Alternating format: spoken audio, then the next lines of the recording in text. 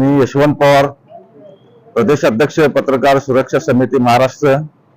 नुकतंच अकोला जिल्ह्यातील युवा पत्रकार अजय प्रभे यांनी चोरून डिझेल व पेट्रोल विक्री होत असताना त्या ठिकाणी चित्रीकरण करत असताना त्यांच्यावर गावगुंडांनी जीवघेणा हल्ला केलेला आहे। या हल्ल्याचा पत्रकार सुरक्षा समितीच्या वतीने आम्ही निषेध करतोय। महाराष्ट्रात वारंवार पत्रकार संरक्षण कायद्याचा अंमलबजावणी होत नसल्यामुळे पत्रकारांवर हल्ले होत आहेत, धमकी दिली जात आहे, मारहाण केली जात आहे। तरी माननीय मुख्यमंत्री महोदयांनी आज पत्रकार सुरक्षा समितीच्या वतीने सोलापूरचे जिल्हाधिकारी यांना पत्रकार अजय प्रभे यांच्या हल्लेखोरावर कडक कारवाई करण्यात यावी म्हणून निवेदन दिलेले आहे। माननीय मुख्यमंत्री महोदयांनी आमच्या निवेदनाची गंभीरपणे दखल घ्यावी व पत्रकार अजय प्रभे यांच्यावर हल्ला करणाऱ्या गावगुंडावर तात्काळ त्यांना अटक करून कडक कारवाई करण्यात यावी।